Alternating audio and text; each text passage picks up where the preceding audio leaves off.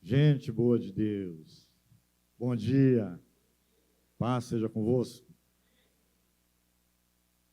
É bom estarmos na casa do nosso Deus e aqui adorarmos em espírito e em verdade. Que o seu coração esteja absolutamente aberto, escancarado para Deus nessa manhã, mais uma vez em nome de Jesus.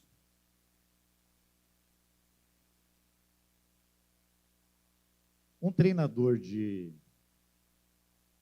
futebol americano, ele ia muito bem na sua carreira,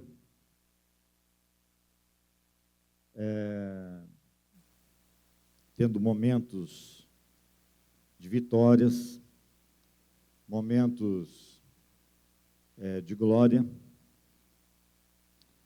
No entanto, em um determinado instante, período da vida, ele começou a ficar triste, deprimido. Por quê? Porque ele, ainda treinando os seus jogadores na mesma proporção e com toda a dedicação, ele não estava vendo resultados, e aqueles que estavam convivendo com ele também estavam desgostosos, estavam desanimados com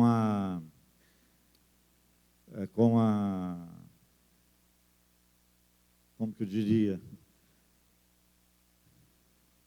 com o progresso dele. Porque, afinal, ele estava fazendo as mesmas coisas e não estava produzindo. Aí, nisso,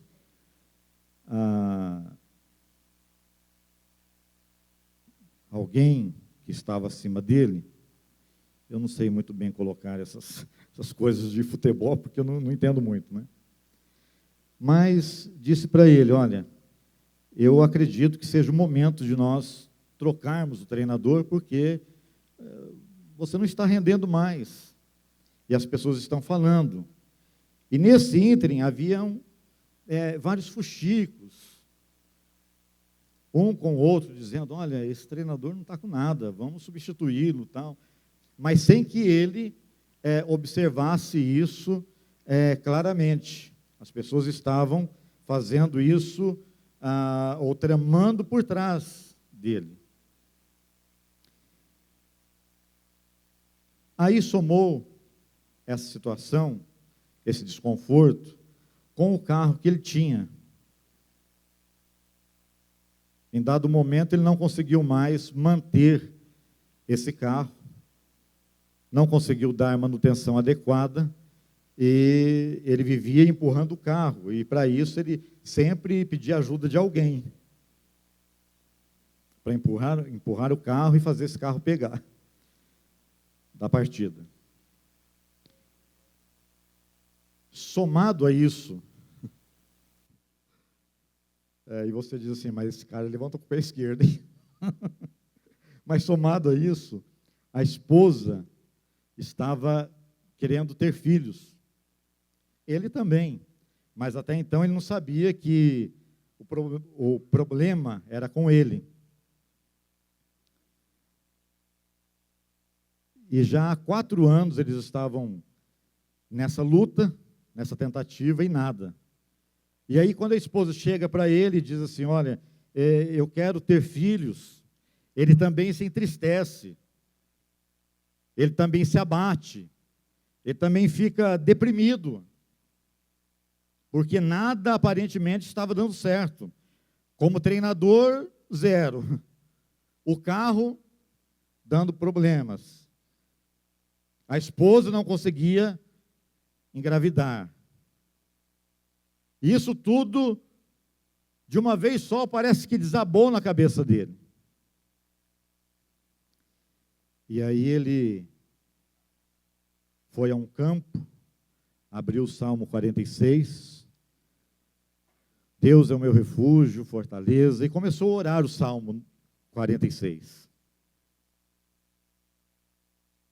E ao orar o Salmo 46, ele se despertou para algumas estratégias, para alguns direcionamentos, para algumas vertentes. E ele passou a reunir o seu time e dizer a eles: olha, com Deus vocês podem, vocês têm a força maior que vocês pensam ter. Vocês vão chegar lá. E ele dando essas palavras de ânimo, ministrando na vida deles, desse time de futebol americano.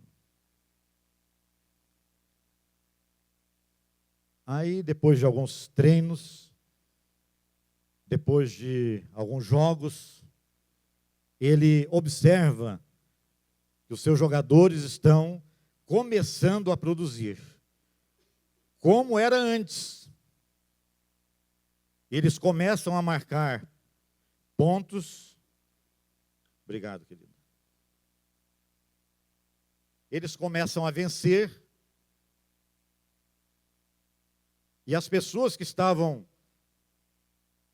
ao redor dele começam a ver a mudança, a observar a mudança.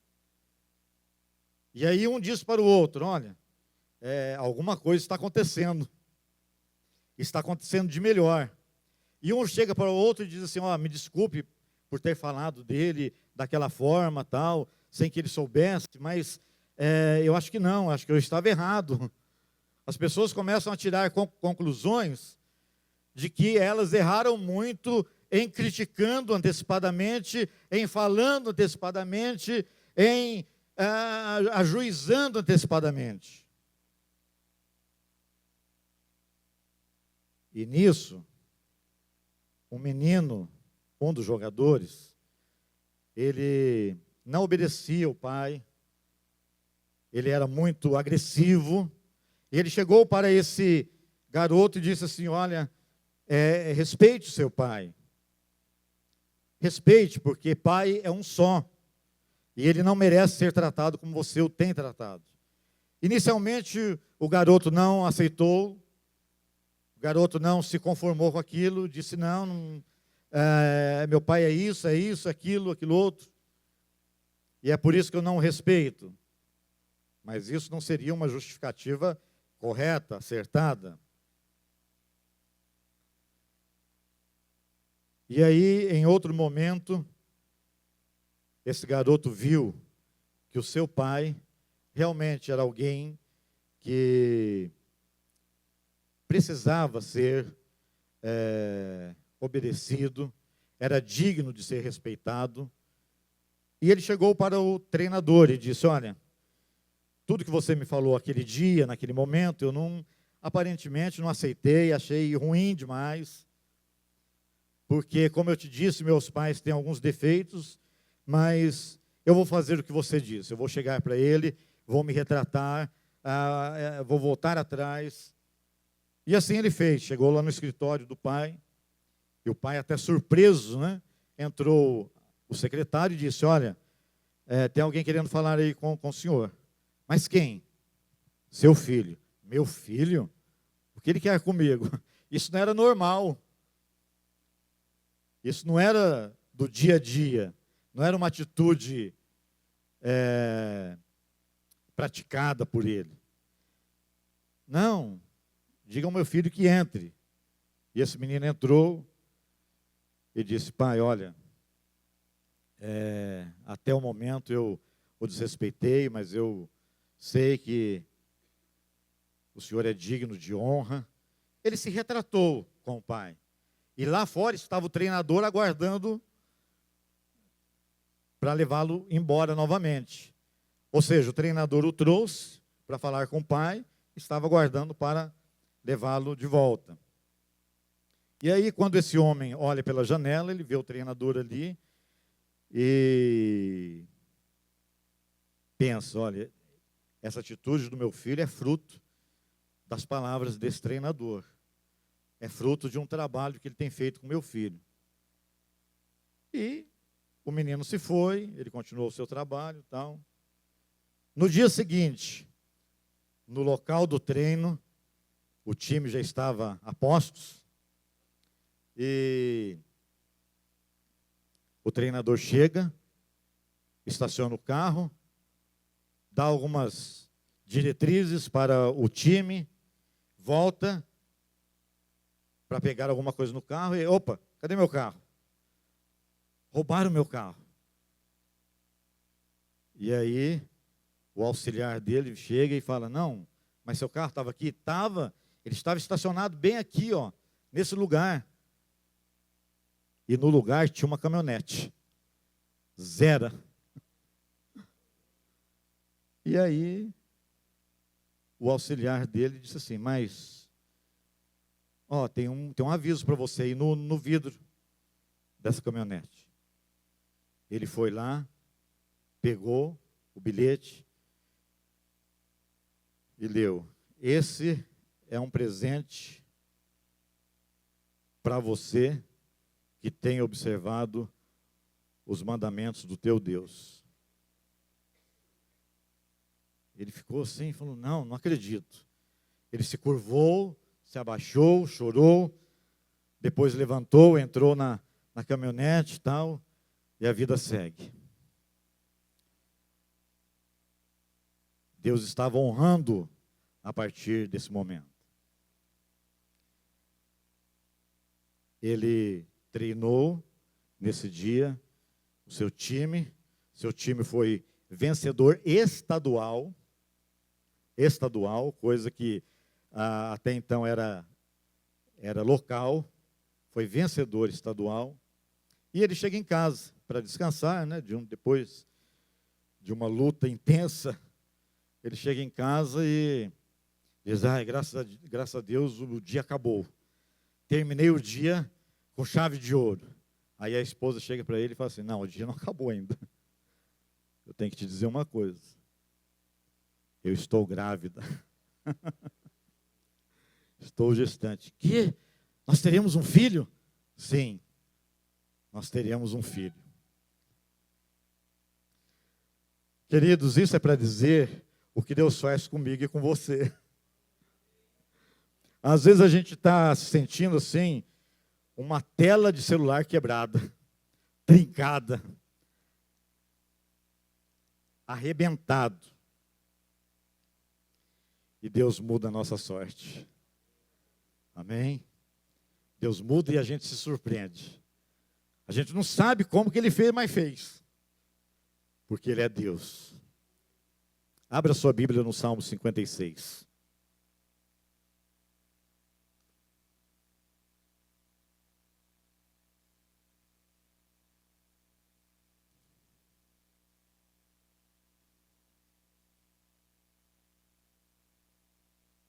Salmo 56.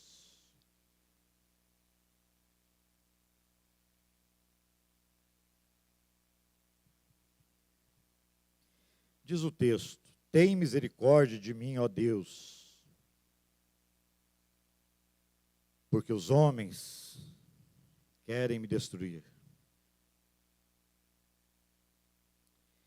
Todo dia eles me oprimem e lutam contra mim. Salmo 56.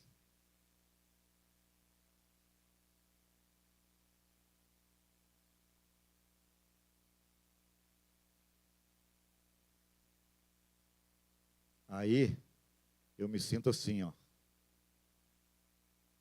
Porque eles querem me destruir, me oprimem, lutam contra mim, e de repente, eu tenho a sensação de que estou sendo absolutamente controlado por eles. Por essa gente que querem o meu mal. Eu ando oprimido. E que opressão, hein? Que achatamento. Andar oprimido é ser achatado. Andar oprimido é ser massacrado. É o que o salmista está dizendo: olha, eu estou vivendo esse momento, a minha situação nesse instante é essa. Eles me oprimem, eles lutam contra mim. Os meus inimigos sempre querem me destruir. E são muitos os que atrevidamente me combatem. Estou engaiolado, preso. Essas correntes me oprimem, me destroem, eles lutam contra mim, e eu me sinto assim, preso. Combatem contra mim. Eles estão por aí. Pastor, mas onde essas pessoas estão? Estão por aí na sua vida. Estão por aí no seu relacionamento. Estão por aí na sociedade. Você já teve alguma sensação assim? De se sentir oprimido? Se sentir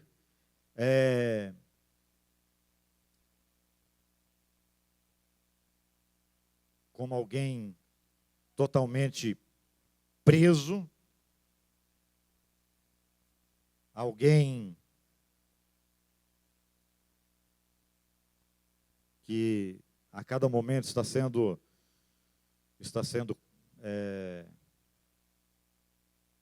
contradizendo você. Há várias situações que nós poderíamos falar aqui. Mas eu quero acreditar que você está entendendo, em algum momento da sua vida, você já passou por isso. Ou se não, está passando.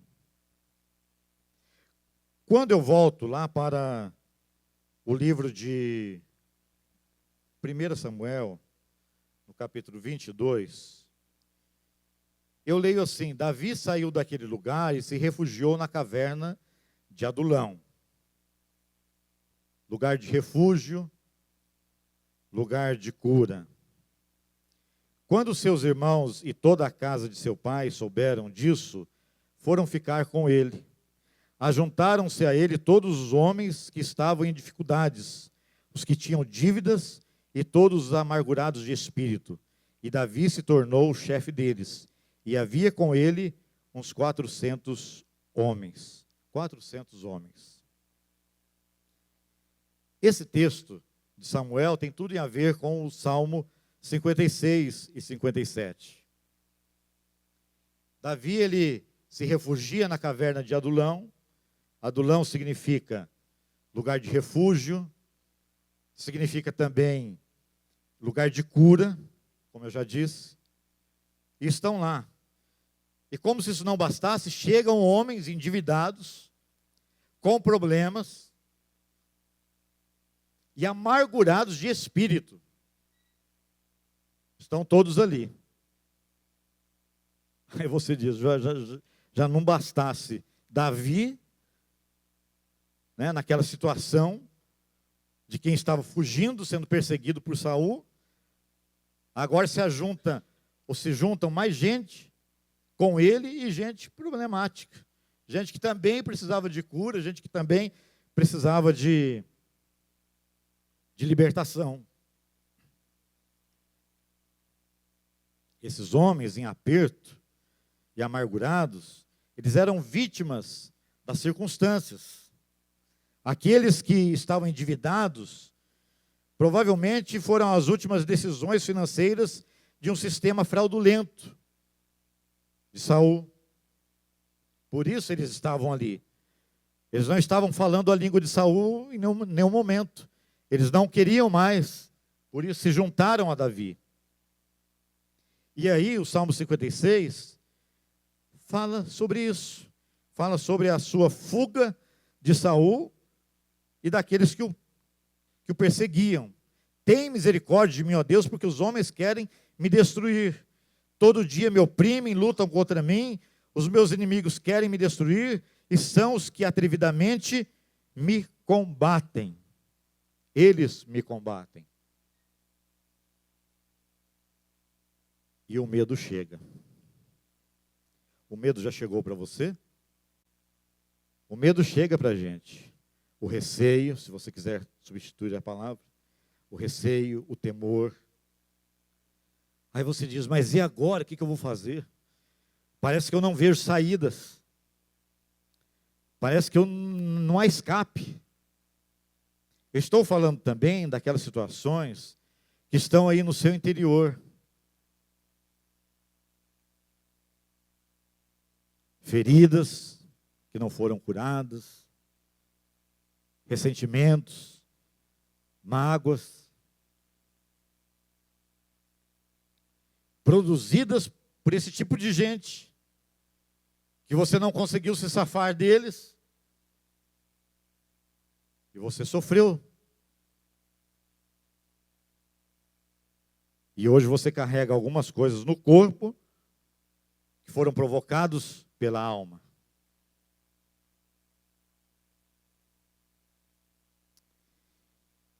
O medo chegou. Ele fala, olha, o medo chegou. O medo se estabeleceu. Mas eu não posso permanecer com medo. Eu não posso permanecer paralisado. Talvez eu esteja falando sobre a sua história hoje. Talvez eu esteja falando sobre o que você está sentindo nesse momento e vivendo nesses dias.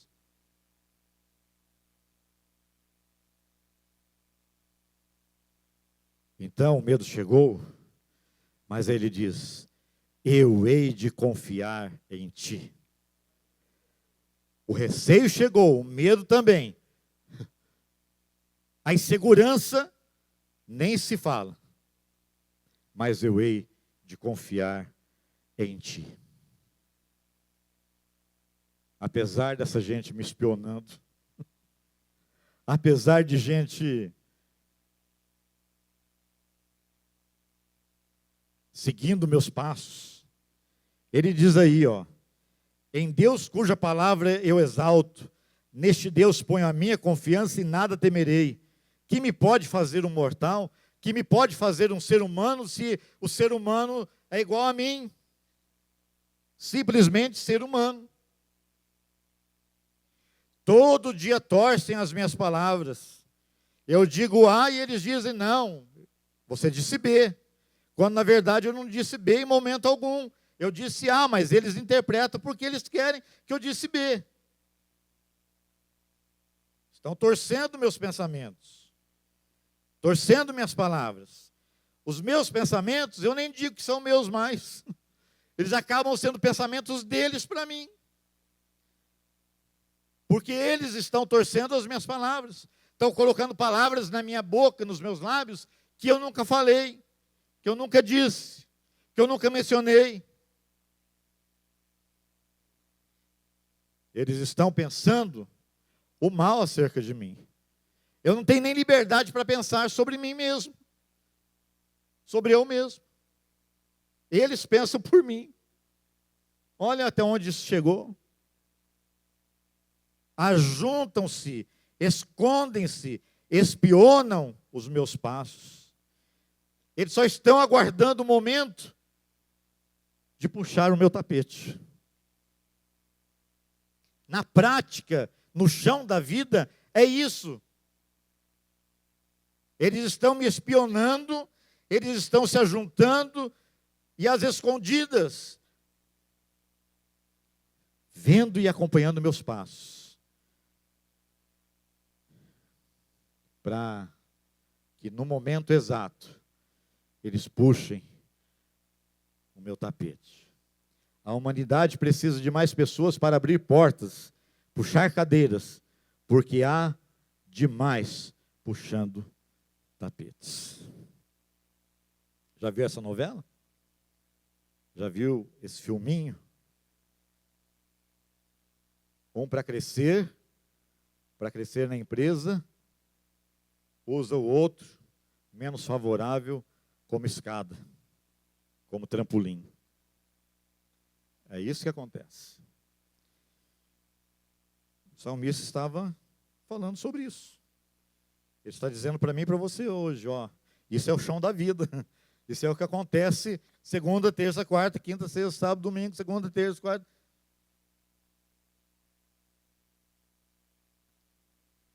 Aí, diante disso, na época aqui, ele fica irritado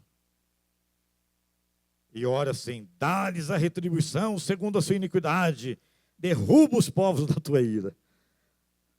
Aí você diz: mas como que Davi estava desejando o mal desses homens? Não, ele não estava desejando. No original, a gente aprende que ele estava apenas clamando por justiça.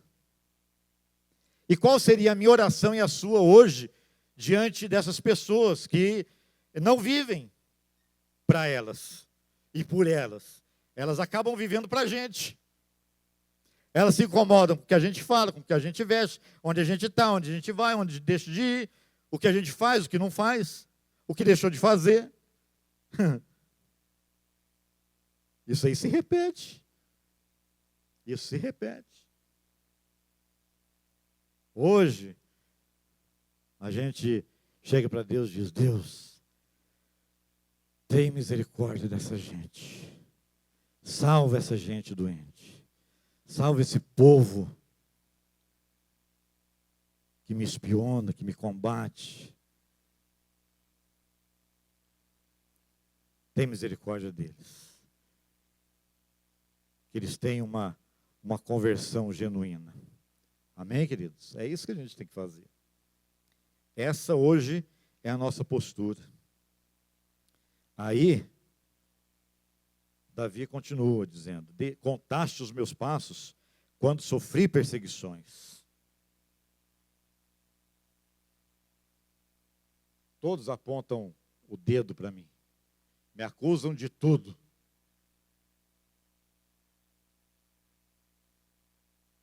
Como se eu pudesse ser um Davi hoje, eu diria que eles vão para o abismo, que eles caiam no abismo, que eles desmontem, que eles sumam da face da terra.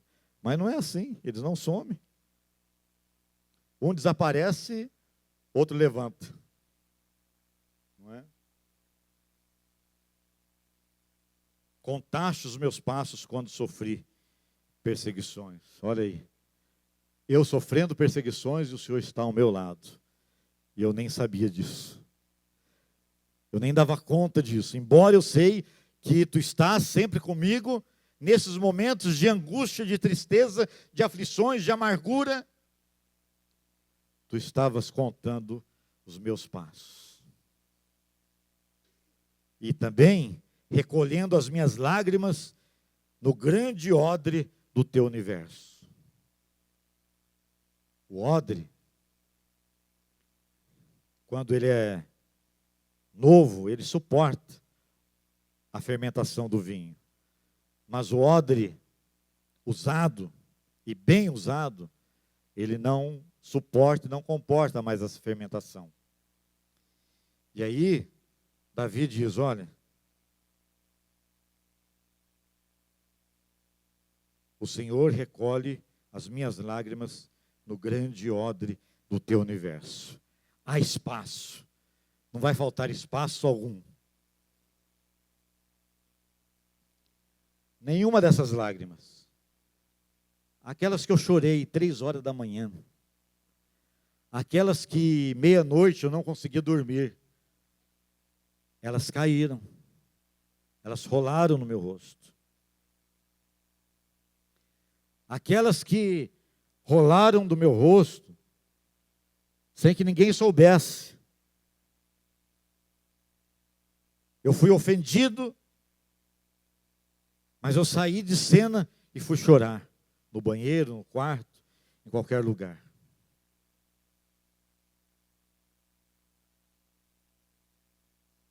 Elas rolaram, mas nenhuma delas foram esquecidas por Deus.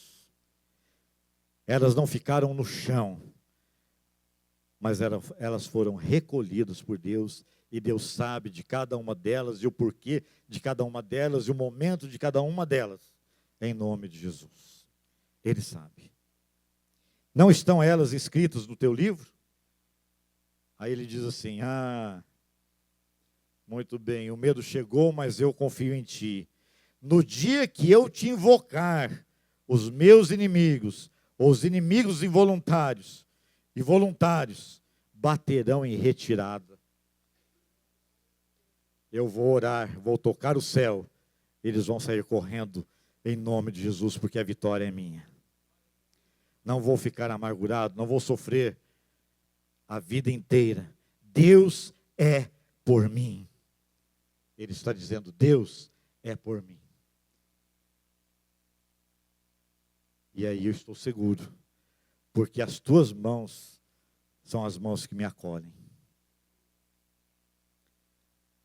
Quando Davi se refugia na caverna de Adulão, ele busca ali também cura, ele busca ali também refúgio das suas amarguras. Hoje nós não estamos na caverna de Adulão, mas nós estamos aqui. E esse momento aqui, agora, é um momento de cura para você. É um momento de cura para mim. É um momento de cura para cada um de nós. Porque juntos nós somos a igreja de Cristo. Nós estamos reunidos, adorando, estamos reunidos, ouvindo a palavra, ministrados pelo Espírito Santo, porém, só Deus sabe o que cada um de nós vive. Só Ele sabe.